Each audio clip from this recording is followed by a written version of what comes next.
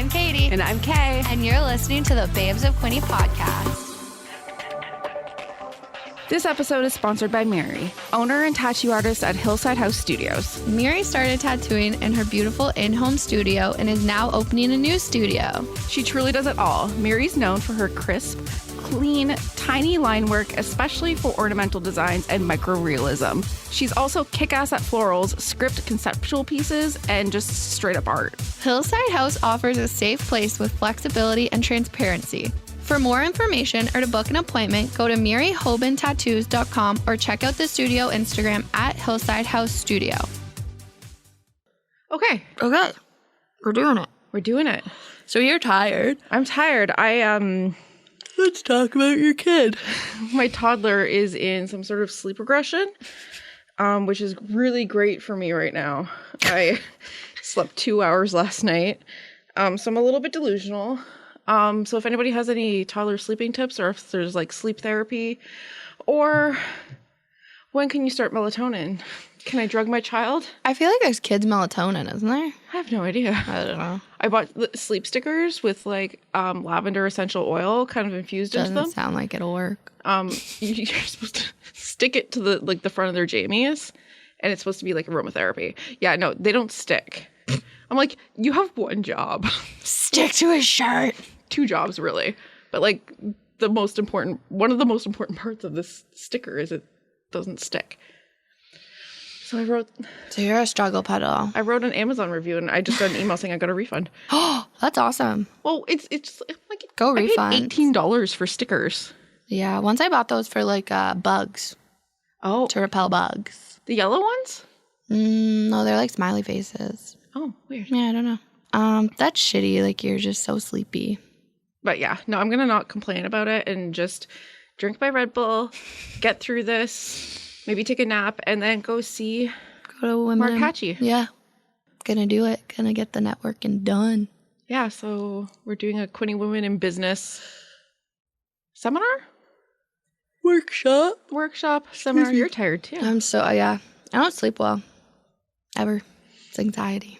At its best. Yeah, I'm excited for tonight because I've never been a goal writer, so it's a SMART goals workshop. You write like your personal and work goals, and I've never done that. No, neither have I. Because I'm always scared of failing. You know what? It really does make you kind of like face that reality that, it's like that could not work out. Yeah. But also like that's okay. That's okay. Yeah. Yeah. So I think I'm so used to things not working out that like it's more surprising me when things do work out. I don't think you're giving yourself enough credit. Nah. No, you're things are working out, Katie. They're doing all right now. Yeah. But like, I mean, there's things that are not working out and things that are in the process of working out. It's just a different path. It's a different path, yeah, than what I expected. Yes. Yeah. That's why you don't have expectations. No. I always say I'm hoping for the best but expecting the worst.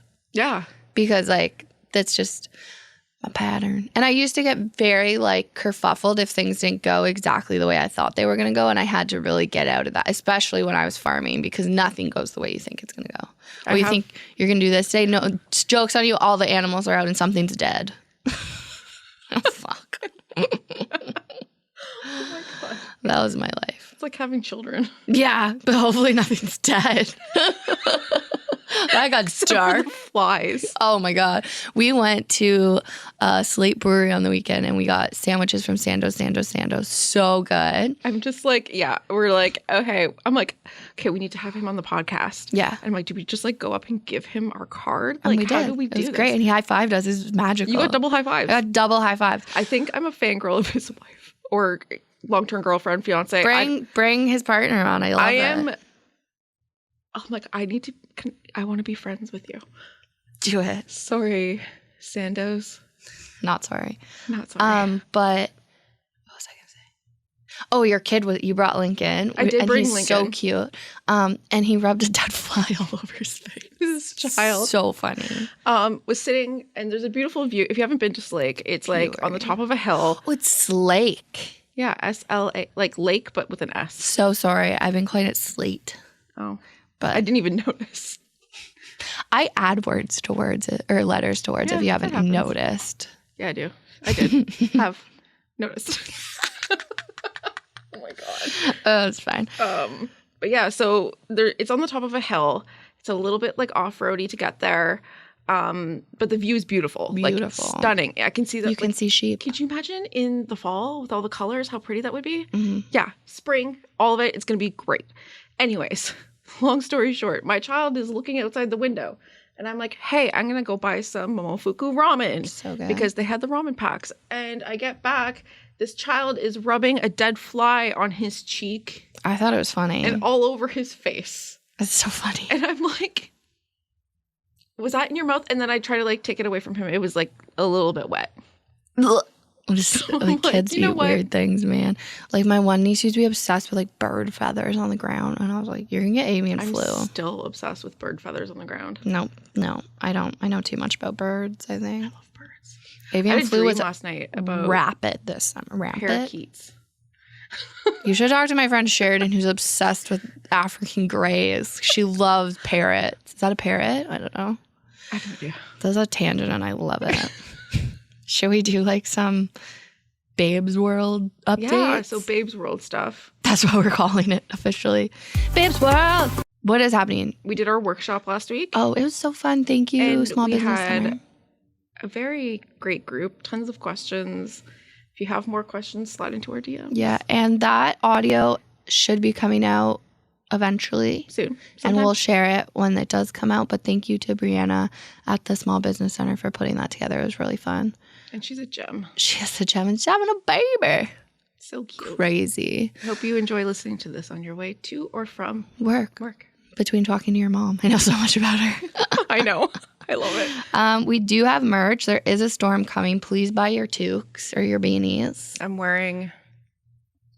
You're wearing both. Yep. You're wearing a hoodie. I'm wearing a hoodie and a hat. I would live in this hat if I could. I am very particular with beanies because sometimes they're too tight and sometimes they're too loose. Yeah. This one holds its shape and doesn't give me a headache if I wear glasses. Oh, yeah.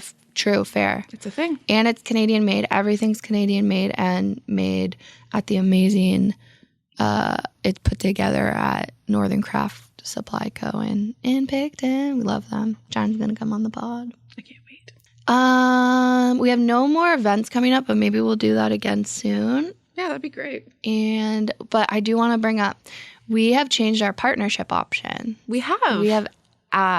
We had, as you know, we dove into this podcast head first and made up some stuff as we went. So originally we had a podcast partnership option and there was one sponsor a month, but we're changing up because we want to give more people opportunities to be a partner. Yeah, we just want to be able to okay, so here's the thing, is we like money. And we have to convince two bald men that this is working. And they like money. That's the thing. I don't know about you. I'm very money motivated. Yeah. Like, in my interview for this job, they were like, what motivates you? And I was like, money. And John's like... So we've changed it a bit around. So we have now two partnership options. We're calling it partnership. So the first one is called BFFs. It's more of your premium partnership, if you will. So the investment, you have to pay $65 a week, and it's an 8-week minimum. So it's a long friendship, honeys. You're stuck with us, basically. You're stuck with us. And it's what happens in podcasting is you have a pre-roll, a mid-roll, and a post-roll. We looked at our analytics. We went into those insights. Yep. And we found that for some reason you guys stopped listening a little bit or pause it after 30 minutes. You need to stop, but that's fine. And then you come back and listen to the rest of the episode. But sometimes people drop off. So what the premium does is you get a pre-roll, which is 30-second ad spot in the first 90 seconds of the episode. So usually that it'll be, if you've noticed, it'll be our like, you're listening to the Babes of Quinte, and then it'll be an ad. That's your pre-roll. And then you'll get a mid-roll, which will be 45 seconds to a minute within the first 30 minutes of the episode. And that's just because I need to find a spot where it fits in naturally. I'm not just going to like cut off what we're talking about. And drop it in. Yeah. And then you also get logo inclusion on our website. You get a social media post every 4 weeks. Yeah. Right? Does that make sense? Yeah, every 4 weeks. On Instagram, our Facebook page, and our Facebook group. And then you get one story post per week of your sponsor sponsorship period. So pretty good. It's a lot of stuff. And that's $65 a week. Then, where are my friends with benefits at? Been there, done that. Doesn't work. Just preaching the truth here. It's $55 a week, and it's a 4-week minimum. It's a bit different. You get your 45-second mid-roll ad. So again, that'll be in the first 30 minutes. And then you get a 30-second post-roll ad, which means it'll run after our interview. And then you get links to your website and socials. Links to a website in our show notes, logo inclusion on the Babes website, and then you get one story per week of your sponsorship period. And here's the thing about podcast partnerships, which I want to tell people. It doesn't come out like it's there for life. Yeah, it's forever. It's forever. People are like, oh, hey, did you hear about that Babes of Quinte thing? They have an episode with, Flossies or whatever. People are going to hear that ad over and over and over again. So it's a long it's a long friendship. It's a long friendship. So it is a BFF. Really, yeah. And it's friends with benefits, but for life. But also, I also want to kind of note that there's limited quantities when it comes to the premium, the BFF. There might be limits on the friends with benefits because we don't want to bombard overload. you with a zillion ads. And the BFF is half sold out. For 3 months. For 3 months. Starting in April. So we have one more BFFL opportunity available. And then if say you only need 2 weeks, or you have an event coming up, or we can build something for you in those circumstances. So just reach out, and then we write the ads, we produce the ads. We call them one night stands. Oh, I love that. Well, we can have a one night stand, but I'm gonna edit that out. That was a lot. I'm like a little manic right now. I realized it last night as I was packing for my trip. Here's another thing. I'm going away for the next 2 weeks. So this week for me, it's a 2.5 day week. You're insane. That I'm in the office and I'm trying to pump out 3 podcasts. This is what I said. Take a break. I am. Once I'm gone. No, but you don't have to burn yourself But so out. We're kind of doing like a time machine. The next 2 weeks are time machine episodes. Yeah. So enjoy, I guess. Yeah. Now, this week's episode was a joy. Okay. This week's episode changed me. Yeah, I feel like a little light bulb went off talking to her. It was just oh, okay. We have very similar backgrounds. Stories, yeah. It's where we started from. And I'm just kind of I think I just needed to be able to be okay, no, I can do this. And I can do all of the things and still it's Stephanie, the CEO of Mops Inc., which used to be Mommy Mops, which has expanded and evolved through COVID. And she's inspiring, honestly. Her whole, when you meet her, every single time I've met her, which is twice, it's always she's just so kind. And she gives big boss energy. Big boss energy. And I'm man, I want that. So literally after that episode, I bought a hot pink blazer. I love that. And I was you know what? I'm going to be like Stephanie. When I grow up, I want to be Stephanie. When I grow up, I'm going to be Stephanie. Yeah, and I think I think sometimes I forget I can be, for so long I was called bossy as a kid, and it was so negative, and I was the loud bossy kid. So I'm joking now. I don't want to make people uncomfortable because I'm bossy and loud. And now I'm no, deal with it. And then it makes me, because she's done what she's done in Quinte in 5 years. We mapped out the timeline in the episode. It's insane.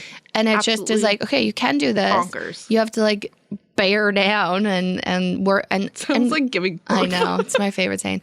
But you get to work on yourself, and I think that's so important. She invested in herself, and that to me is magical. I think that is so inspiring and so beautiful. And I just think her story is just incredible. And she's just all around just a great person. I have nothing. I could never say anything bad about her. No. Ever. There's nothing. Hopefully we see her tonight at the event. Hopefully we see you. Yeah. She's so involved. Anyways, I think you just have to listen to the episode to know. Really appreciate what we're talking about. So enjoy, and we'll catch you at the end. Today we are talking to a Quinte transplant who made a name for herself as a successful female entrepreneur in the area. Stephanie Jo Rayton is originally from Barrie and is a mom of 3 amazing girls. She relocated to the Bay of Quinte, hoping for a slower paced lifestyle. After settling in and getting to know her new community, she launched her first business, Mommy Mops. Mommy Mops was the cleaning company you didn't have to clean for. Her hope was that busy families wouldn't beat themselves up about the state of their home and welcome an outside cleaning service. Stephanie is a fearless risk taker who loves what she does. Her focus is on business, growth, and development. With this focus came a rebrand of Mommy Mops into Mops Inc. Mops Inc is a commercial cleaning service that puts vibrant cleanliness at the core of everything they do. The team of 30-plus vibrant, quirky, laugh-loving people offer cleaning services for large commercial spaces, hotels, and multi-unit vacation rentals. They are all led by their fearless leader, Stephanie. Babes of Quinte, please welcome Stephanie, the CEO of Mops Inc. That's really good. Is that right? My middle name's Joy, though. Joy, what did I say? Joe. So sorry. I think I was just like trying to put that on I don't know you. if anybody said my full name in like a really long time anyway, so it was good. That's fun. Yeah. Does anyone just call you Joy? No. No. People are Does always anyone shocked. call you? Wait, what's your middle name? Gloria. How did I not know I that? love that. Thank you. I have an old lady named Catherine Gloria Sherratt. I have. Well, my middle name's an old lady name. But What is your it? middle name? Darlene. Oh, I'm going to call you Darlene. Yeah, It's you guys my should start godmother's referring to name. yourselves as those. Oh, And she's a sweet baby angel. Welcome to Gloria and Darlene's podcast. It'd be a real different podcast. But could you imagine, like the boomers coming in and being like, "Oh, it's Gloria and Darlene. It's fine," It's and then we're gonna be talking great. about like butts and pooping. Yeah. Is that what we're talking about today? I mean, if you want to, Maybe. I don't probably know. not. No. Oh, Siri just told me what I said was not nice. What did you say? I don't know. I guess I pressed a button too long and Siri popped up and it's like, that's not Oh, nice. Siri. Okay, sorry. Jesus. Oh, I didn't know Siri corrected you. Yeah, me neither. Our first question is, what was the ultimate factor that made you come here? At the time, I was looking for kind of freedom and to have a fresh start. So we had, when my relationship ended with the kid's dad, it was something that was really hard for us. And being in the same community, you know, we'd go for long periods of time not seeing him and then running to him at a grocery store or something. So that was hard on the kids. And then the housing market at the time was very appealing. And so we moved out here and we've got a lot of family here too. So Okay. I've got aunts and uncles and cousins. And I think there's been about 21 of us who have relocated to the area. Hey, that's like you. Yeah, it's like me too. Oh, Yeah. really? Yeah. And actually, there's 4 generations of women that we've all relocated. So my grandma, me, and then my mom, myself, and then my girls all Wow. relocated to the area and love it. So were you born in Barrie, though? Like, that was your home base? Yeah, I was born in Barrie, and then we did a lot of moves across the country. So we spent some time in Winnipeg, and then out in BC, and then back to Winnipeg, and then back to Ontario. So Holy. at the time, I didn't realize the skill set that moving around so much was going to give me, but it allowed me to really know how to just move somewhere and make connections and start a life. And that's what we did. That's so cool. Yeah, I totally feel this because it's like I moved here on my own and then now my whole family lives here. Like Love we that. moved my 93-year-old well, she wasn't 93 at the time, but like, Yeah. you know, she was in her 80s and we moved her here and yeah, like we just brought everyone down. My stepdad's whole family is like, we're slowly like reeling them in.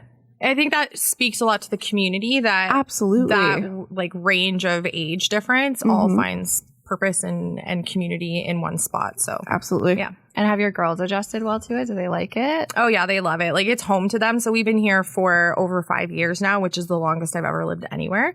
And they have, you know, great social circles with their friends. And whenever we go places, everybody knows somebody. So they're super happy. This is home to us now. Even when we go back to Barrie to visit, here's home. So, Yeah. Yeah. It's nice coming I'm just back. like mind blown that you've started this business and it's only been 5 years. And like thanks. the amount of stuff you've done and accomplished. Because I remember when you first launched, because I was a single mom and I was overwhelmed and I was like, you know what? Like maybe I'm going to reach out to this company because it feels like I like the way they're branding themselves. Like I like that whole, I'm like, I feel like she kind of gets it. So I never ended up doing it because ADHD and things happen. And, but I was like, that whole brand just felt like a good thing. And I just felt like I related to it. Yeah, Mommy Mops was I felt like I was Mommy Mops. It was just, the reason I started it is I was feeling so overwhelmed in the home and never feeling good enough. Like I would come in the door and I'd feel great at work, and then you walk in the door and you're like, oh, I can't do anything right. So, but it also comes with a lot of shame. Yeah. So sometimes you have a really hard time letting people in and seeing that. So I really wanted to create a brand that was going to let people know that there was no judgment. It was shame-free services. And that really resonated with people. And even right now, like I have, Emily's over at my house cleaning right now. Sonia from SJZ Organizational, she's there working on my house too. So now, she's amazing. I know her. She's great. She just come and organize your house? Oh yeah, yeah. She's so good. Right down to like I wanted like home edit vibes. So she comes in. She's there all the time now because I'm like it's an ongoing process. But now I know the benefit of like having my home feeling calm and in control. But it's a lot to keep up with, like running a household's a full-time job. So absolutely. Yeah. And then if you're juggling, don't realize that. Yeah, well then you're juggling full-time job, children, and then anything else you have going. And if it's only one parent, it's like, holy crap, like where do I find the time to do any of this? It's like you put the kids to bed and it's like then by the time you've already, worked a full day. Yeah. And then it's like, okay, now I have to clean up. I have to do laundry. I have to, make sure the kids' lunches are packed, like all these things. And it's like what is it they call it? The mental checklist or something? Yep. It's like the mental workload of just like existing. Yeah. So then when you're sitting on your couch at night and there's a list of things that you should be doing, you're actually not relaxing. So you're not getting any downtime. And I noticed that at night, once dinner is made and I put the kids to bed, I'm done. So I'm now in the routine that I get up a little bit earlier. That's when I like switch my dishwasher over. That's when I throw in a load of laundry. And just making those adjustments allowed me to know like, it's a lot to take care of and you deserve to relax. And that's what we really wanted to give to people. Did Mommy Mops start with just you, or what was the beginning of that business? So I was working as an employment counselor, and I had my own cleaning company when the kids were, I think my youngest was 3 months old when she went into daycare because I needed to work. And I couldn't find work around school or daycare hours. So I started cleaning houses, and that was kind of what I did to generate revenue. I was then really blessed to get like a career at the YMCA of Simcoe Muskoka, which gave me so many opportunities. So I was running the youth entrepreneurship program there. Oh, wow. And so from there, when I moved here, I started working at Career Edge as an employment counselor. And I started to notice women predominantly coming in who couldn't find work around school or daycare hours. So I kind of got this like voice in the back of my head that was like, you can fix this. So I launched Mommy Mops. It was just me in the beginning, but after a week I had a wait list, and then I started hiring people from there. That's incredible. That's so fast. That gave me goosebumps. Yeah, it was pretty quick. People related to the brand, like, that's what I was. It was like, it was so appealing. Thanks. Yeah. It was really hard to change from Mommy Mops because I loved it so much, but it evolved. Yeah, it did. Yeah, it's all about growth. Yeah. Have you always had like an entrepreneurial spirit? Yes. I think the characteristics of an entrepreneur mirror, in some occasions, the defiant adolescent. Yes. Yeah. So, you don't want to be told what to do. You want to control your own schedule. I would walk into a job and I would see 100 ways that people could do it different. And that's not always welcomed when you're in your first couple weeks of employment. So and I would always come up with new ideas. So even as a young kid, I was coming up with different thoughts. I never played house at home. I always played store or business. So I always had like a cash register, like a keyboard. And my parents both had an entrepreneurial spirit. So I watched them do that. And I just saw that you can kind of make whatever you want to happen. Was it scary taking that jump, like to do Mommy Mops? It was scary because of the feedback from people around me, right? I had salary, pension, benefits, all of those things, which after years of kind of struggle, that's a really stable place to be. So as much as people knew like I had the drive, it was like, are you sure you should do that? And it was a big risk. But at the end of the day, my view is if you can learn to love to clean, you'll never be unemployed. So I always knew at least no matter what happened, I could get out there and clean stuff and make money. So it was comforting in a sense. And then when was Mops Inc. born? COVID. Yeah. So when COVID hit, we had about 16 moms working for us. And when school shut down, everybody had to go home. And 2 out of the 3 lockdowns, we couldn't go into homes unless they were identifying as a vulnerable person. Oh. And that was risky too, because you didn't want to be the only exposure to the outside world that people were having in their homes. So we took that very seriously. So we had a couple commercial contracts. I used to clean houses during the day. So I'd clean about 5 homes during the day and then come home at night, grab the kids. They'd stand in like the entrances of buildings while I would clean. They called themselves the mini moppers, and they would they would help with certain tasks. So through there, I started to kind of think, what am I going to do? Like, what can we clean? And that's when we decided to kind of launch the commercial end of the business. And then from there, we got into like the vacation properties, resorts, things like that. And that really took the business forward. So we don't do residential anymore, which was really hard.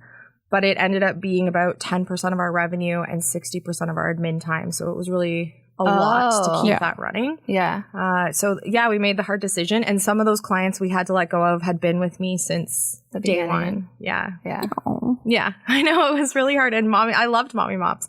So yeah, it was time. And I've watched like my professional growth happen from where I started to where I am now. And, you know, it took about a year of professional development to be ready to be a CEO. Like, I had to really work on my mindset for that. And then here we are. Hey, Kay, how many tattoos do you have? Well, the exact number is unknown, but I know where I'm getting my next one. I'm booked on February 14th for some Valentine's Day flash at Hillside House Studio with Mary Hoban. Oh, it's Valentine's Day flash? Yeah. Oh, that's exciting. I thought you were getting stars, so that's fun. I am getting stars. Oh, in April. Oh, so do you have 2 booked in with her? I have 2 appointments. You want another one too, right? I do, and I think I'm going to book in with Miri for my dumpster fire tattoo idea. I think that would she'd be really kill cute. it. Miri is a babe of many talents. She went to school for nursing, but has ultimately set up a safe, flexible, and transparent tattoo studio. From floral to script, ornamental design, micro-realism pieces, you'll walk away with a beautiful tattoo. To book a tattoo or to learn more about Mary and Hillside House Tattoo, follow at Hillside House Studios on Instagram or check out maryhobantattoos.com.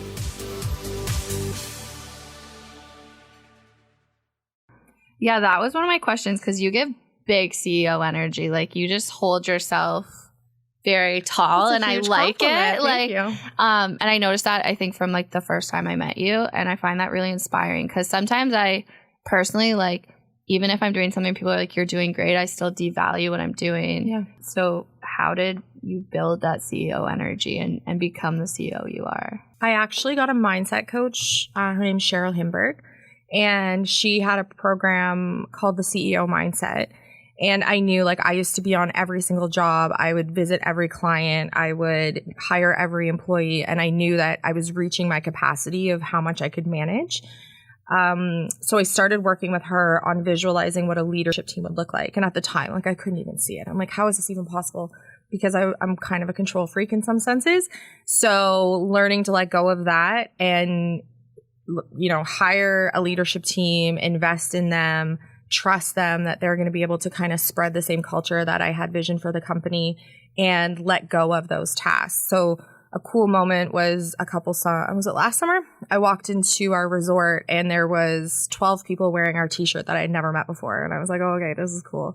Yeah, that's big CEO energy. I'm like in awe of you right now. I'm just kind of like, I need that. Yeah, it was really fun. I feel like cool. yeah, I think we're gonna get a mindset coach. I didn't realize that was a thing, and now we've talked to a couple people who have had like mindset coaches or like career Coaches or just like mentors. I don't know what the word, mentors, that help them through the process. Yeah, I'm a big believer in that. I think the first year I started investing in like professional development, it was a huge investment. It was like $40,000 in a year of like really actively taking, you know, courses and having coaches.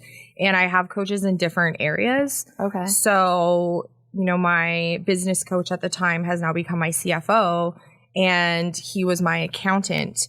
And I would work with him learning how to like oversee the company and oversee the financial department, which was really, when I first started, like I didn't know how to input an expense into QuickBooks, right? But now I have that skill set where I can like oversee a company the size that we are.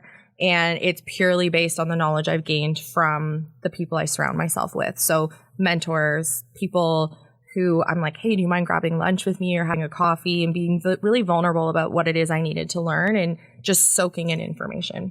Yeah. And I read something that you're all about like networking. How has that changed? And how should people network? It's getting out there, networking. We only started direct marketing this year. Previously, it was just joining groups, telling people what it is I was doing. The career path I had at the YMCA and then at Career Edge, I did have a part of my role was getting out and networking. So that started to show me I find networking really exciting because you don't know where a connection is going to lead you. So you walk into a room and you don't know who you're going to meet or how they're going to help you reach the next level. But the success of our business was based on networking and building connections in our community.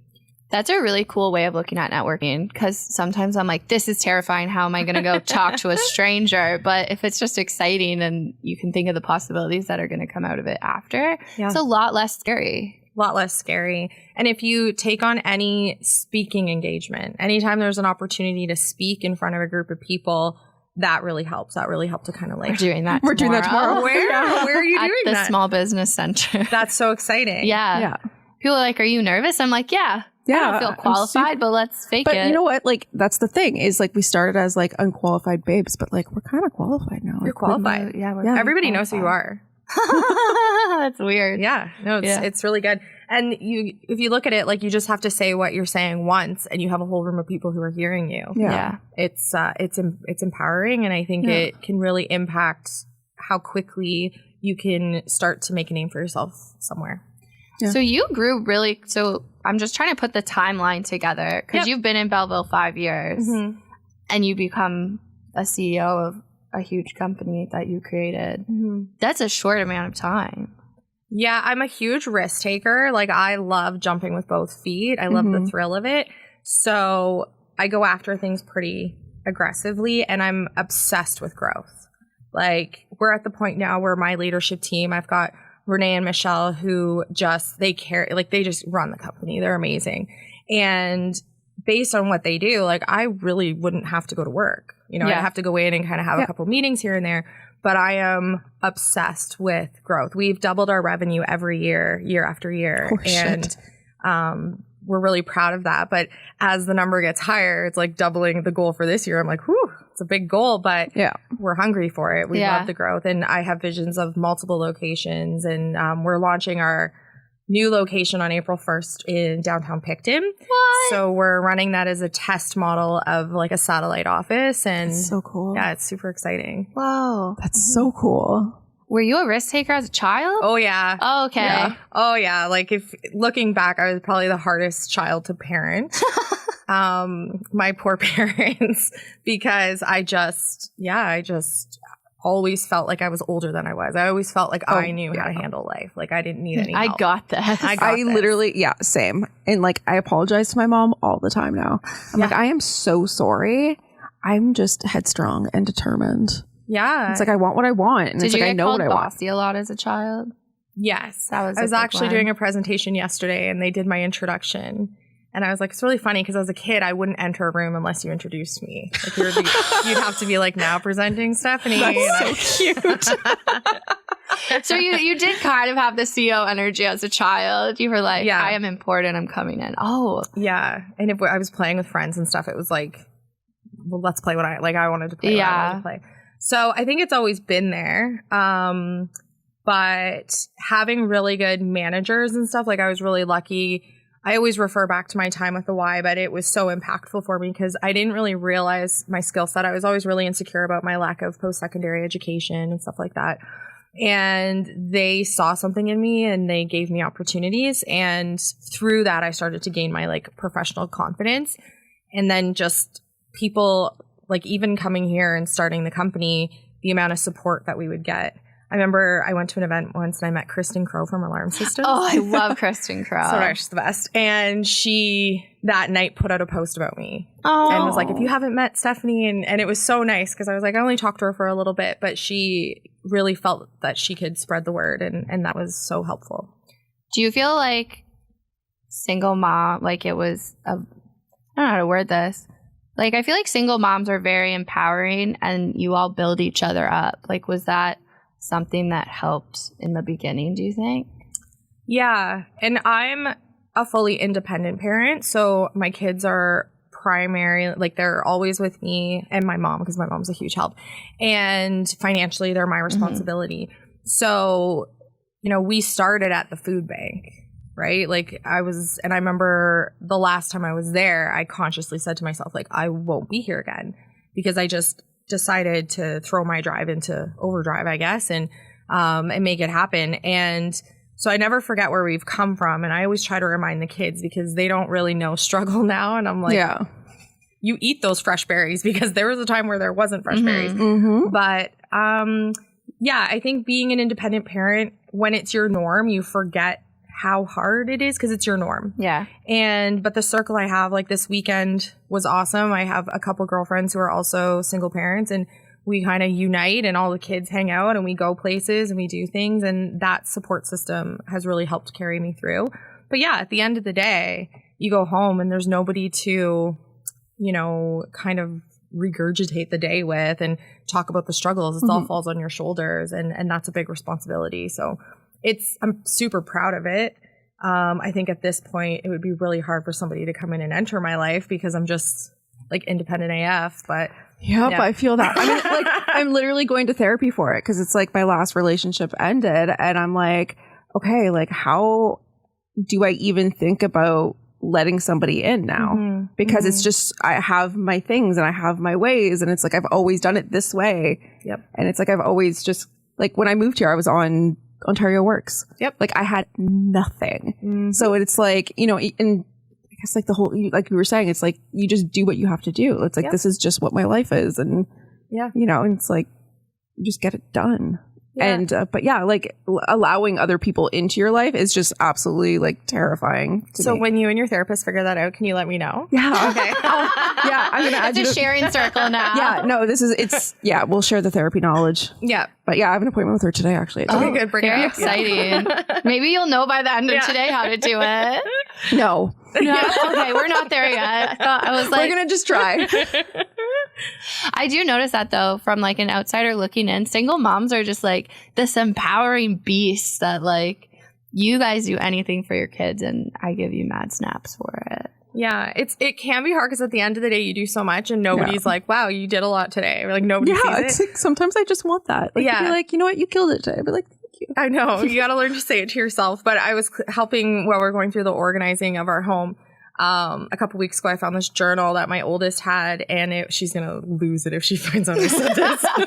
But she had this journal. It was like for a Mother's Day journal she forgot to give to me last year. And so I'm going through it and I'm reading it out loud and I'm like, oh, Hannah. And she's like, this is so cringe. And I'm like, okay.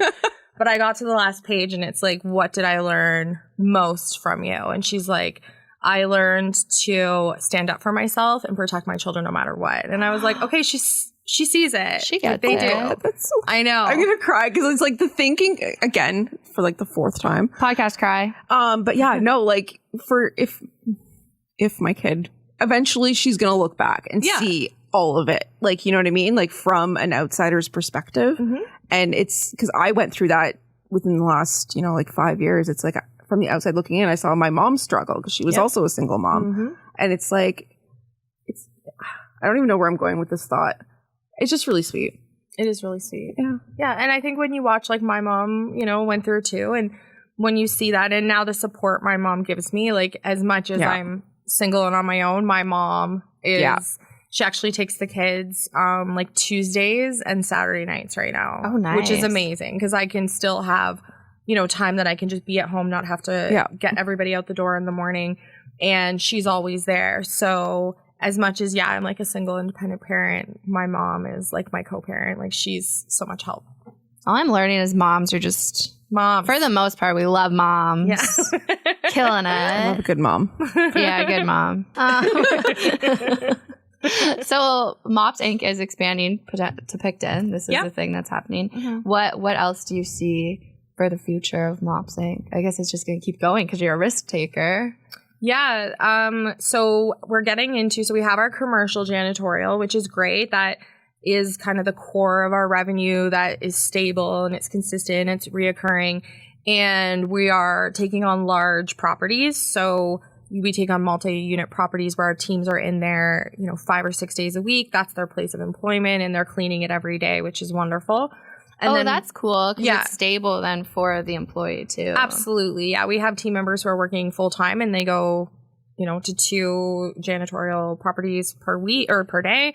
And that's where they get their full time hours. And it's one person. We have an amazing group of our commercial cleaners who are so consistent and the work ethic is just unbelievable. And then as we expand, we're getting more into vacation properties. So we handle the housekeeping department of a resort, which that was probably the scariest phone call I got ever. It was 2 years ago and it was mid-June and we had no room we couldn't take on one more Airbnb property if we wanted to. We were full. And I got a call from a property that said, we just lost a few of our housekeepers. Can you take on 160 units per week? And I was like, yes, we can. Absolutely. Figure this out. So after I kind of got off the phone, I was like, oh my gosh, how are we going to handle this? But it ended up working out. We arrived on site. There was, a few team members that were already working there. So I said, let them go. I'm hiring them on. We'll give them all a raise, bring them over to us, and we'll run this department as its own separate entity. And I was really impressed with the way that they got ahead. Like that was right during COVID when like staffing issues were starting to become pretty intense. And this property got ahead of that. They realized that they were they were standing in front of a really big problem. They were provided a solution and they went for it. So we'll be going into our 3rd season there this year. We run about 22 to 25 full-time housekeepers out of that location. They have their own dedicated manager who Renee oversees that project. And we hammer out units out there. Everybody's on golf carts and we're cleaning cottages. Amazing. It's a lot of fun. So running that model, we started to see, the housekeeping industry itself can become really time consuming for general managers of hotels and resorts. So we charge flat rate per property. You tell us how many need to be cleaned and we handle the rest. So the more that we're testing that model, it's going really well. We've also taken on a large property manager with multiple Airbnbs, like the most beautiful Airbnbs you've ever seen. They're gorgeous. And so we handle all of the inventory management, cleaning services, right down to like the coffee that'll be put out, the toilet paper that's on the rolls. But we handle all of that. So I just want to keep expanding that division because I think there's a big need for it. It's a huge niche. Yeah. And we love it. It's always guest focused. We work in partnership with the property to make sure that the guest has an overall positive experience. And it gives really meaningful employment to people. Like we had a team of 25 students and they were working like 40 to 50 hours a week in the heat, in the rain, not complaining. They were driving an hour to work each day. Wow. And that really helped us to see that we can overcome the staffing challenges that people are facing. We just need to be focused on the outcome. One thing you told me once is that you go to like cleaning convention situations and Okay, wait. the coolest stuff, like there's like robot cleaner things, but can you explain it better? Because I was not like... Yeah. So getting out of residential, residential cleaning, that's like kind of like the maid industry. That's what it's been known as. As we got into janitorial, it's more of a male dominant industry. And we started attending these cleaning conventions. So there's one in Toronto this year and one in Vegas. Woohoo. Oh. But as we walked in, we started to see what the industry was doing. And so robotics and sensors, we're doing a test pilot on one of our properties where we will put sensors outside of every washroom and then we'll manage a dashboard from in our office. So now we're cleaning on demand. So once 10 patrons have gone through the washroom, we know it needs to be serviced and we can dispatch out a person to go and clean. The robotics we're having a demo one come to spend some time with us, which we're hugely excited about. And it's got its own charging station. So it'll actually like fill itself with water and cleaner, go from vacuum to hard floor to mopping, and then take itself back to the charger and empty the dirty water. Wild. Like It's I so didn't cool. know I could be so excited about cleaning things. And then you were telling me this, I was like, Yeah, it's cool. We've got some pretty cool things happening with equipment and stuff. We do a lot of refinishing of floors, so stripping, waxing, buffing, all of that. And the flooring equipment and stuff is really, it's coming a long way. So we really in this region want to show what the industry is doing with technology and robotics because I will nerd out all day on this stuff. yeah. This That's so cool. I'm just like, because like a that's room my box. like jam. I'm like, give me the tech stuff, give me the AI. I want all of it. Like, Me too. that's cool. So the fact that you like, I had no idea that it was in the cleaning industry, like whatsoever. Yeah. But that is so cool. And it makes perfect sense. Like, why not? Yeah. And that comes with a price, right? Like as our office location is, when I first took over the office space, people were like, why do you need an office? Like I was running everything out the back of my van. And we have a pretty excessive space. So we have about 2,000 square feet of like open concept workspace with like a nap hut and a lounge and a kitchenette. Oh yeah. We're big believers of the 20-minute nap. So if you just need a nap, it can like reset your whole mindset. Yeah. So all of this happens in our office and we like to keep it high and vibrant. So when we're going out and bidding on jobs, like we're not always the cheapest, right? Because there's some people that don't have as much overhead or the technology or the equipment. So we come up to that a lot. But I think the more we speak about what it is that we're doing, people will start to see the value, especially since we adhere to being a living wage employer. So this year, living wage went up from $17.75 to $19.25 overnight, which meant now we start people at 20 and all of the people who were at like 19 or 20 moved up. So we have people who got like a $3 or $4 an hour raise in a day, right? It was a big expense, but we stand behind that, which means it, you know, it comes with a cost. But the clients who see the benefit of investing in the community that way, you know, it's of value to them. But I think that just shows that when there was so many people struggling to get employees and you were holding on to employees, that speaks volumes to what's happening. It's not rocket science. Just pay people what they're worth. Well, and like, funny enough, we implemented free snacks and drinks out at the resort for the summer. We went and bought, I think we bought like meat sticks and sour keys and Powerades one day. Just bought a whole bunch of them. And I sat down with all of the team members at the end of the year who had all been given a raise. And I was like, so tell me how the year went. Like, what did you like? What didn't you like? They all mentioned the snacks. Nobody mentioned the raise. So really just everyone wants snacks. Wow. So we're on to something. Yeah. So me and Katie are part of like the chief, we're like we made this up. We're the happiness committee in the office. Love it. So like yesterday, Katie put together all these little Valentines for everybody. I'll bring like drinks and we stock the fridge with drinks. I have candy on my desk. Like perfect. It's I'm just like, it's those little things that make it like a little bit of joy in your day. 100%. I worked at a call center when I was younger and I got put on the wellness committee. And that was what we would do, is we would come up with ideas for people. And that's what really started to get me on if you've got happy people in the workplace, then everybody's more productive. The way they interact with each other and customers and all that, everything improves. And so our number one thing is making sure that the vibrant cleanliness, our team members feel it. They feel that it's vibrant. They feel like they want to come into work. That's super important to us. That's really cool. So it's like you're building this whole like community within your business. That's the hope. Yeah. And just, we want to keep growing, right? We want to be able to take this into other communities and allow people meaningful, sustainable employment. I love that. What is it like being female in a male-dominated industry? I love it. Yeah? Yeah. I think as a woman in business, so my mentor is Marg Hashi, and she's like a pioneer in the women in business. And so whenever I look at people who really paved the way, like there's definitely been challenges. You know, there's been moments where I'm like, oh, maybe I've been treated a little different, or maybe the outcome of that would have been a little better. But overall, I would say I've felt very empowered as a woman in business, and even meeting other men who are running large companies, I do feel respected. I do feel like we're equal, right? We're having those conversations. So yeah, when we go to these events and we're walking in, you know, you feel a little bit like Powerhouse, like you feel good about it. So we love the industry.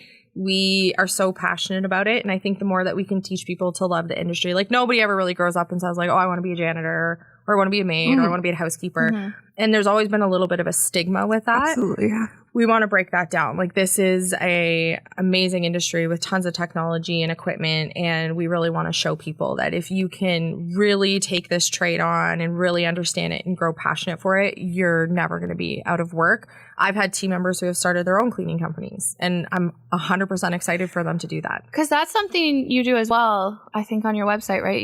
You help people start their own cleaning companies? Yeah. That's so cool. Yeah, I think there's a huge demand. And if you have the drive and the ability that you want to kind of create your own schedule and manage your own your clients, I'll share I'll share how to do it. Like, I think there's room for everybody. I believe in co-opetition over competition. So the more that you can empower somebody to generate their own like revenue and income, it's all good. I think that's one cool thing, and I think it's everywhere. I don't know, but in the Bay of Quinte, I find if you're a business leader or working in business, people do want to support you. Oh yeah, and teach you things. Absolutely. I'm very grateful every day, because when you start a company, you usually rely on your personal network, right? That's how you kind of grow your business. I didn't really have that coming here, but it was those key people in the community who are running businesses and who would make a referral or bring you into networking groups. They're just hugely supportive and empowering, and yeah, I'm grateful to be here. You're so involved in the community as well. I feel like I see you everywhere. I try to do. I saw you at the pickleball tournament. She was wearing this sick visor. I was like, she's reffing, so I'm not going to go after her. But I was just like, she looked ready to go. I was ready. And it was funny because I was like, yeah, sure, I'll referee. And then I'm like, I know absolutely nothing about pickleball, thinking it was just going to be a fun little It was very game. serious. There is a lot of rules, and to learn those on the fly was kind of intense. Oh, you learned those that day? Yeah. Okay. You looked like you knew exactly what it was. The like, visor. It was the visor. Yeah. I was like, she's played pickleball every day of her life. Yeah, they gave me a whistle. Yep. And I was like, I don't even know. I was just blowing the whistle whenever I felt like I should. Like, I wasn't even sure. But so I sit as a board of director for the YMCA of Central East Ontario, which was a huge full circle moment for me because, again, I give so much credit to the Y for my career. And sitting with that, I also sit on the Strong Communities campaign. And it was Patricia Guernsey and Ken Schmidt who actually came up with this pickleball tournament idea. And it was one day of pickleball, and they raised over $40,000. It was unbelievable. It was insane. Yeah, this community is such a give back community, like attending the galas and attending different events, and you see how many people are invested in supporting things. It's huge. Yeah, I watched like the BGHF gala, like or like the TMHF gala, whatever ones they do online, they live stream it, and it's like you see these numbers rolling in, and it's like okay, like people believe in this community and they want, you know, good things to happen and people to thrive here. Yeah, and it's like the whole mindset. Like I was talking to somebody recently, and their whole mindset was like, F these people, they don't give a crap about anything, and you know, like all these rich people that go to galas, they don't really care. I'm like, yeah, but do you even pay attention to like what's going on here? Yeah. Because there is so much like help and support for whatever thing you're going through. There's a program for it. There's, you know, and the community rallies around that. Like, absolutely. No matter what it is, it's just, it's really, sorry, that was a tangent. No, and I think it's important, like once I started attending things like that, I was like, wow, this is, like it almost makes me emotional when you see people put their paddles up and they're, you know, bidding on things, and it's just it inspires me. Like that's my goal, the larger we get, the more we're able to do for the community, and that makes me feel really good, and that will always be important to us to be able to support and give back. That's really cool. What would you tell your younger self? It's a really good question. That it happened. Like, I think my younger self always visualized where we are now, even though like like I didn't grow up thinking like, oh, I want to be a single mom to 3 kids. And you know, that wasn't like the goal, but I think I always knew good things were going to happen, even though like my path to get here was like super windy road. Like there was times that I just, even though I should have had no hope left, I always had like my faith and my ability to think like things can get better and things will get better. And I'm a big manifester. Like I like to visualize things before they happen. So as I walk through our big building at 250 Sydney Street, I'm visualizing like walking through the Mops Inc headquarters one day, and that there's multiple offices and people working there. Like I'm constantly visualizing that. So I think as a kid, I think, I would probably tell myself to relax a little bit and maybe spend more time being a kid. But yeah, that it all worked out, and that I was right. I had the right vision in my head. I like that. I'm just like in awe of you. Yeah. I'm just like your whole aura and your vibe is just so good. I was really excited. I was excited for this because you give like great energy, and thanks. You're a real leader. Oh, thanks. Real winner over here. You smell really good. Oh, thank you. I don't know I feel like she tell. Yeah, that's her thing. It's this like hair perfume. What? It's a hair perfume. Tell us more about that. Yeah, it's like a Sephora thing, and it comes in this yellow bottle, and you spray it in your hair because my hair can get in everybody's face, so I want to make sure it smells good. That makes you do perfect have great sense, though. hair. Like, Because like hair, like it's super porous, so I guess it would hold scent, right? You just spritz it in there, and you go about your day. God damn. Yeah. Okay, learning everything. Yeah. Good. Yeah. I feel like I need to get my lashes done, and I need hair perfume. Lashes done is the key. Are Yeah, those 'cause you extensions, or do you get a lift and You can tip? literally wake up and be exhausted, and you look baller. Yeah, like I wake up in the morning and I'm like, hey. Hey, girl, look at me. And I go excessively. Like I go like every week because I'm like, I want these in all the time. But I go to I'm gonna do a couple shout outs. We love like that. I love. But Tiana over at Bare Beauty Collab, she's out in Trenton. And she's like Good. by far amazing. So but to be fair, that was the first person I went to for my lashes, so I never knew what bad lashes were. Sometimes I see people's lashes and they're just like, I'm like, hey, like your lashes look very natural. Thank you. But sometimes people's lashes, I'm like, whoa, yeah. what's happening? Yeah. Yeah, but not having to take mascara off every morning because I would always have, no matter what happened, I would always have like dark circles in my eyes. So yeah, this is my self-care game this year is a little ridiculous, but I had never had it before. So I just invest in myself constantly. No, soak it in. What is your number one self-care tip? Don't feel guilty.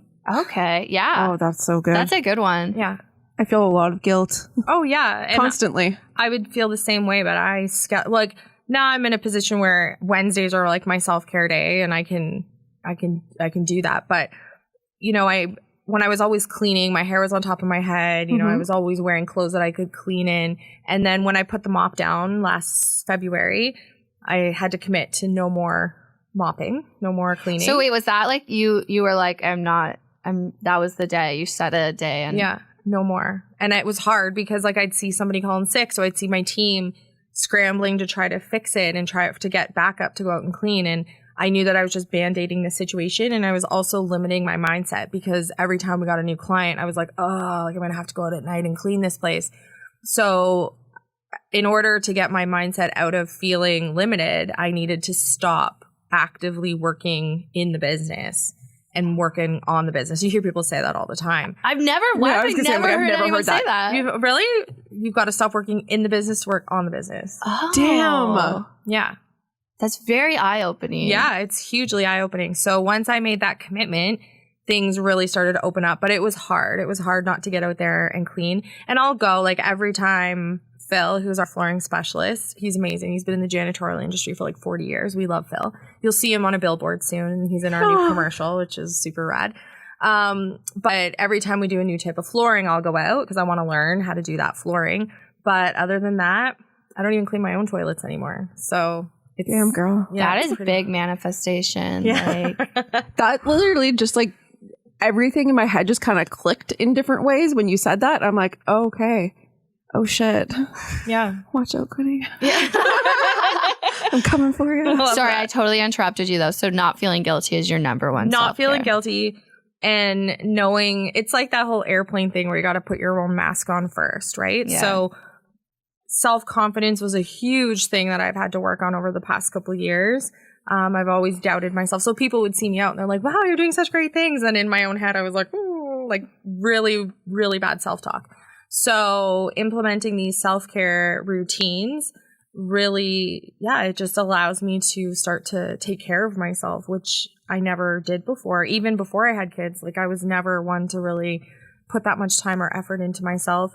My best friend, she runs a large company in Barrie, and she's so bougie, like so bougie. And so she always inspired me, and she would take me out we go to Sephora, and she's like, just try a lipstick. And I'm like, no, like that's too much. Like, How am I going to wear a lipstick every day? That sounds crazy. Lipstick. And so over the years, she really inspired me because she has those routines put in, and I saw how that benefited her and her confidence, and then her ability to meet with clients and stuff, it improves. So yeah, don't feel guilty.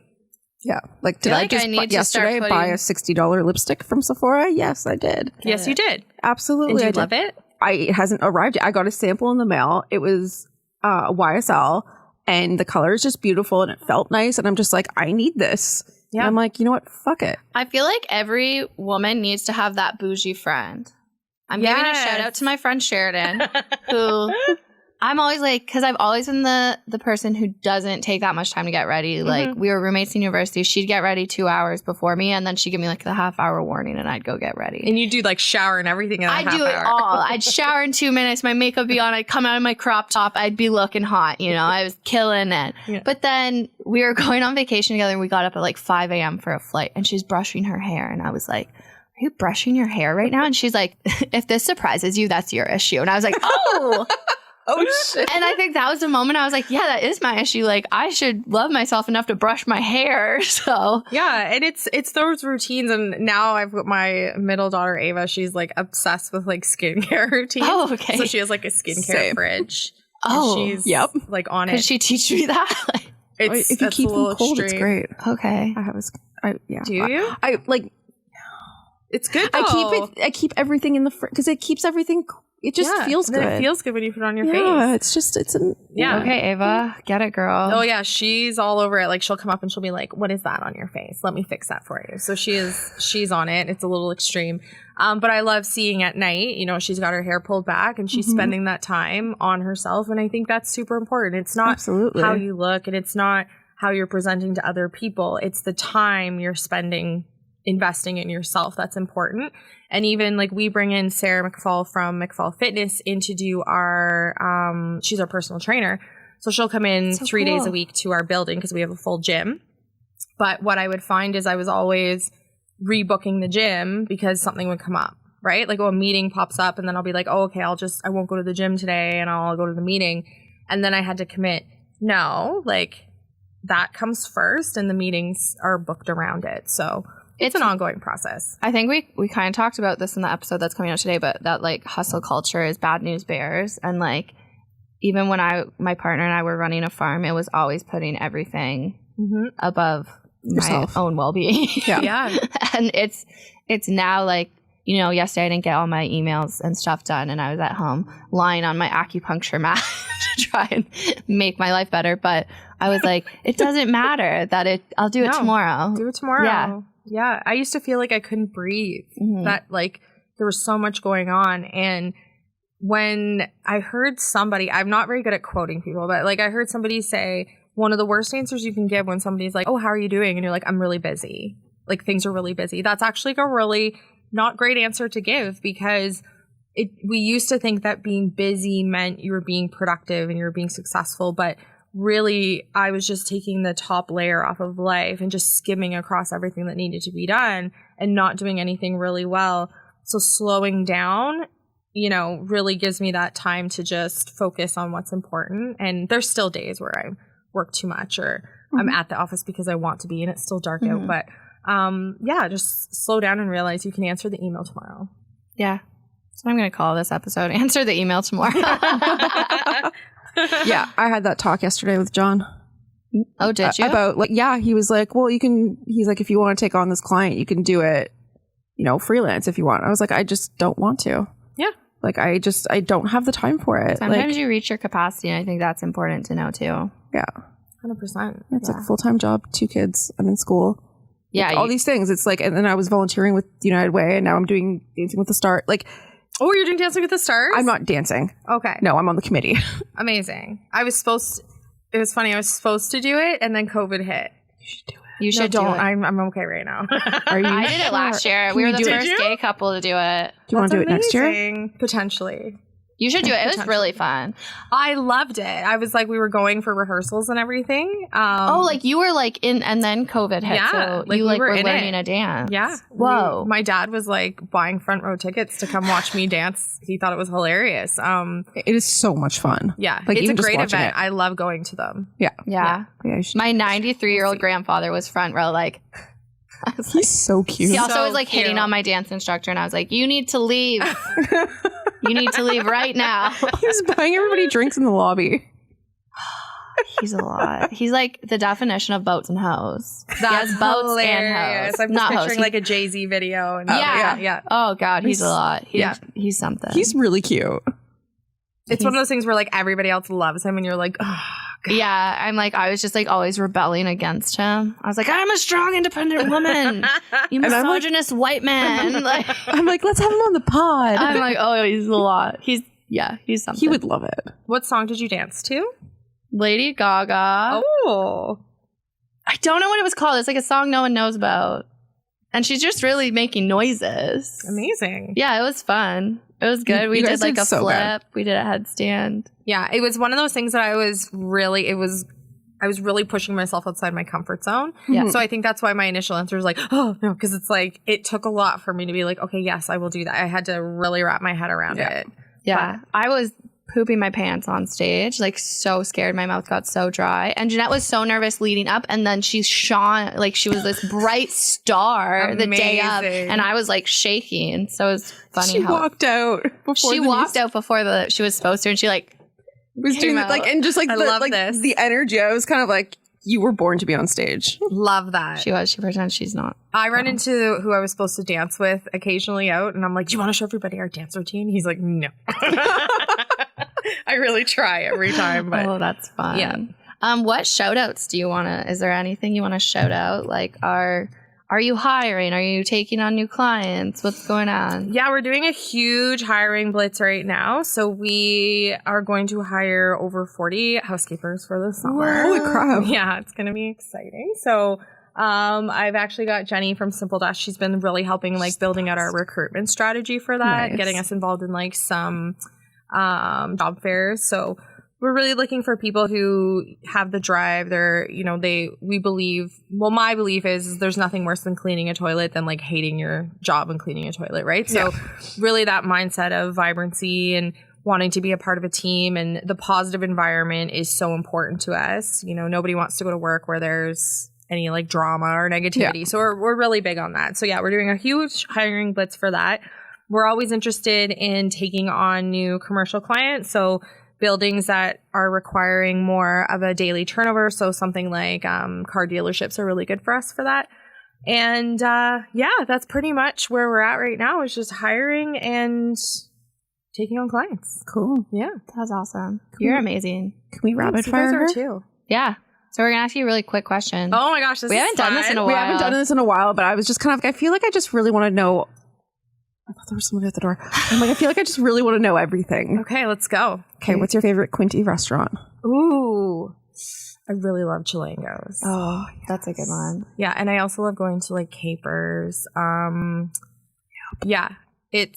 Chilangos for me with the poblano soup. Have you had it? Oh, I haven't had it. It's my all-time. When they reopened, I was like, poblano soup. Now I need to try this. Maybe I'll get that tonight. That's what they. And a margarita, you're set. Yeah. They wasn't that like their soup contest soup or something? Yes. Oh. Yeah. It's like delicious. They flew his mother in to make or the her soup? mother in. Yeah, like they flew a parent in from Mexico to make the soup for Savor the Chill. And it just went over really, really well. Delicious. Okay. Yeah. What's your favorite book? Are you a reader? I actually have stealth dyslexia, so reading has always been. I joined a book group once. It was so embarrassing, and I never realized I had this learning disability. Right, so every time I start to read a book, I'm like, why can't I read a page and nothing's retaining in my mind? And so every time there was a new book, I would be like, this is it. Like I'd go to chapters and I'd buy the book. I'm like, this is the time I'm going to read a book. And then I wouldn't read the book or retain anything. So then I would Google quick like speaking notes before the book club. And then this went on for a while until finally I got, I kind of searched of like why I was struggling with that. I got a diagnosis. And then the worst thing is at the next book club, I'm like, I have to tell you all something. And I confessed it. And like the look on everyone's face. So I do little snippets of books. I listen to a lot of like motivational stuff. Okay. Yeah. So that's kind of. Maybe I should start listening to motivational things. I listen to the motivational things where they're like yelling at you. It's like it's like usually like athletes and they're like. That's what I used to work out to, like montages of like athletic quotes. And I'd be like, I'm doing it. Like just yelling on the treadmill. I need that. It's pretty good. Like it'd be like Rocky. I've never heard of this before in my life. Yeah. I'll play something for you before we leave today. Cool. Because they just kind of yell at you and then you're like, it's motivating. I feel like I'd just cry. No, you don't. You just gotta power through it. Okay. Yeah, you'll be good. Unless you need to cry and then like cry. Crying is cathartic, right? Yeah. So that's fine. Okay, so what do you feel most grateful for? My family. Oh. Yeah, I'm very proud of like raising the girls, and when we have like a family photo, I'm just like, yeah, like we're all very confident, independent. You posted women. the cutest thing of your family on, like you and your girls on a log, and it was like a throwback and then a redo. Yeah. It was so cute. They're so huge now. Like they're very tall. So now when I go places with them, like two of them are taller than me. Like they're huge. And they're very opinionated, which is great. Like I want them to be strong, independent women. But the conversations around the dinner table sometimes are hilarious because it's a lot. Yeah. It's a lot. And when we go places, we're going to the Belleville Sons tonight with the Select Referral Team, which is a networking group I belong to. And, you know, sometimes my middle daughter especially, I'll have to be like, she'll start to overshare. Yeah, that was me. My dad used to pinch the back of me. I'd get a pinch. And I'd be like, I guess I have to stop talking now. But I'd say that. Yeah. People would be like, what? He's pinching me to stop. No, it's fine. He loves me. It's nerve-wracking because when she starts to talk, I'm like, oh, okay. What's she going to say? What's she coming out with? But no, they're great. I'm super proud of them. So that's the thing I'm most grateful for. That's really cute. What would you tell someone starting a business? There's going to be really hard days. And to just always carry forward and never be afraid to go after funding. I think that's a thing that I notice is we're kind of taught that debt is bad, right? Is personal debt is different than business debt, because when I was researching how to scale a business, in the top 5 ways to scale, funding was a part of that. And I was like, well, that's really interesting. So Trenval has been a huge asset for us since day one. I think the first time I went to Trenval, I didn't even have a business name yet. I kept filling it in as like to be determined. But they, you know, working with them, because even if you're not ready or qualify at that moment, they'll show you the pathway to get there. So that would be a huge kind of encouragement to people. Is a lot of businesses that you see scale, they have a cash injection, and that's how they make that growth. So never be afraid to go after that or feel that it means that you're failing. Another thing is cash flow and business success are 2 completely different things. And so learning to manage and project your cash flow is a skill set. I always called it the cash flow hustle, because payroll, like we pay every week. So there's been times where I'm like, whew, gotta get that money in the bank. So learning to manage and project your cash flow is important. And knowing that there's not very many businesses that get through the success of their company without having those backward steps or having those times where they feel like maybe they're not doing things right. I know with single parent run businesses, it's only like 9% of them succeed past 5 years, which is like a really low number. So just build your network of support system and never be afraid to tell people where you're struggling and what you need help with. I think asking for help is like the hardest thing, but the best thing.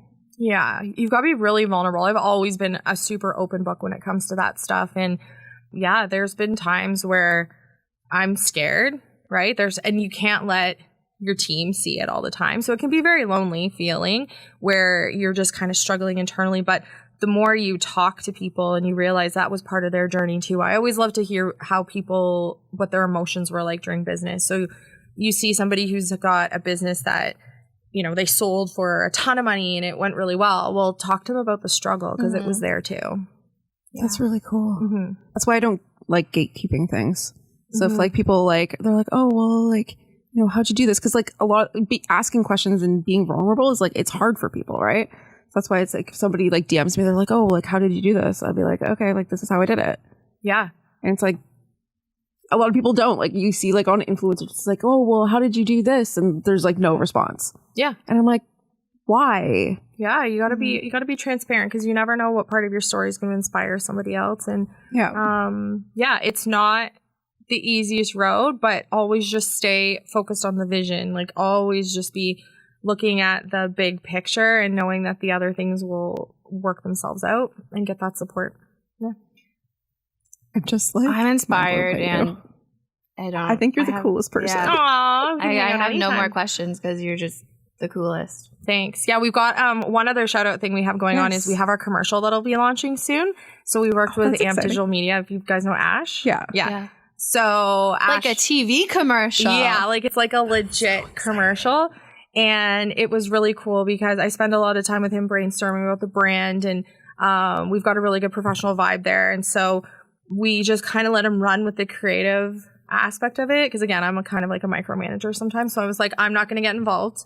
And we backed out of it. I backed out and let him run with it. And we're so excited. We're going to, it'll be playing on like the Bubblesons Jumbotron. And then we'll start kind of putting it out there. But it is so cool and really represents like who we are now. So as a creative, I thank you for letting him run. Yeah. Yeah. Because there's so many times, like even in my regular day job, where the client will be like, I want this. I'm like, okay, like your ad is this big, like it's tiny. Yeah. It's like, let me just run with it. I promise you, I'm not going to lead you astray. Yeah. But yeah, no, I respect that because. Yeah, it was cool to see what came out of it. I was like, that. I'm so excited to see it. that. Yeah, I'll give you a clip before. Okay. Okay. Thank you. I'm gonna turn the mics off. That was amazing. But actually amazing. Every time it is. Like, I don't. It's funny because, like, I never really know what to expect. No. With people, because I don't know, like, what their energy is going to be like, or if they're comfortable talking about themselves, or. And we talk for a long time, but I think it's good because it makes people comfortable. Like, usually people loosen up by the second half of the hour. Absolutely. So, but she came in ready to go. Oh, she was just like, okay, let's do this. Yeah. And I'm like, damn, that energy is great. It was great. And she's doing the damn thing. Doing the damn thing. So. I'm all about AI cleaning. Yeah, that's so cool. The technology of it and just how they've expanded and are so for the employees, which I really appreciate, like living wage and snacks, all about it. So funny story, my sister this morning, I mentioned that today was Mops Inc. release day. And she was like, oh, yeah, they're in the same building as my work. And I was like, oh, yeah, no, I knew that. And she's like, yeah, they filmed the commercial in my office. So funny. She's like, I was watching them film it, and she was like, I left before a certain part. I can't say it because I don't think they've posted it yet. No, yeah, but it's amazing. I'm excited for that commercial to come out. It's a good commercial. They're just watching people succeed makes me really happy, and the fact that she took the time out to come talk to us, I'm really appreciative of it. Yeah, same. Because I'm just like, I don't know what I'm doing, but like you have all your shit together and you're still willing to come talk to me when I crazy kind of. Do we have our shit together? We're getting there. I mean, she has her shit together. She really does. It's crazy. I don't, but you know, type of stuff's working on it, journaling. I didn't journal this morning. That's why you're off. I started journaling yesterday. I decided it was my healing journey has started yesterday of all days. And here we are. I'm going to give a little shout out to my my partner in crime, Jeannie Beanie. Love her. Jeanette, I don't know if any farmers listen to this, but Jeanette is a sheep shearer. Fuck yes. Which is really difficult. It's really difficult. If you think you can do it yourself, you can't. You can try, but you'll still call us anyways. So if you are interested, if you have sheep and need your sheep shorn. Sheep shorn? Sheep shorn. That's what she should call the business. Sheep shorn. You can reach out to Tipsy Willow on Instagram. Sheep. She can also do alpacas and llamas, and she can foot trim. So if you need that, I just want to hug like an alpaca. I might edit this out. How we shear an alpaca is we like stretch them. So you like put their feet in like holds, and you like slowly pull them, and they'll like just slowly go down to the ground, and we do it in like 5 minutes. Yeah. Amazing. Well, because if you try and shear them when they're standing up, they go like dead weight, and then someone's trying to like hold up a huge alpaca. That makes sense. Yeah, so it sounds like torture, but they're just chilling. And sometimes the ones will try and spit on you. Like, so gross. Things I used to do I'm just that like, I'll do again. Trying to help you out. Yeah. So this is just like, I love my girlfriend, and please pay her to shear your sheep if you have any. Sheep. Sheep. Yeah, and we're turning Tipsy Willow Instagram into a sheep shearing page now, so it's exciting. Follow along if you want to. I think it's fascinating because I have zero idea how to do it or how any of it. It's so funny. There's there's only like maybe 15 sheep shearers in Ontario. Chet's family has 5 of them. Holy shit! And like probably some of the only females. And she's like serious business trained. Yeah, she was trained by her mom and her brother. So her brother went down to Australia to learn, and her mom was part of like the first women in Scotland sheep shearing program. And so was trained there, and then it's like a dance. It's pretty crazy. Honestly, I've done like the stomach. No. It's crazy. And they get it off. They get the fleece off in one. I feel like that would be key, right? Yeah, you have to. What happens if you don't? It just looks stupid. I don't know. I don't know what the repercussions are. Like nothing, but if people want to keep it, yeah, I could talk about this all day. it's okay. I'll do a whole nother podcast about this, but fleece used to be like kept. Now it's just like garbage, I think. It's not worth anything anymore, but you used to get it off in one because then you throw it and then you pick out all the nasty stuff and then it can get sent to process. Oh, cool. Yeah. And sheep shearing does not harm an animal. It's probably beneficial for them. It's like, it's harder if you don't if it's worse on them if you don't, because they're putting so much energy into their fleece. And it's like, and like if people don't do it every year, then like there's more risk of like cutting the animal because of how their fleece mats. Weird facts. I haven't talked a lot about my farming past on this podcast, so I think it's starting like a to whole farming podcast. Like, should I tell the journey of the shit show that happened? But maybe. But yeah. So if you need that, or just follow us at Tipsy Willow. Can I get a video of Jeanette shearing a sheep? Yeah, we have a lot of them. I think that'd be super hot. I might fall in love with her. That's how she wooed me. Yeah, it's pretty cool. She's just like tall too. Like it's crazy. Yeah. It's so funny. What a weird thing. Yeah, so that's I just think it's so cool. I know.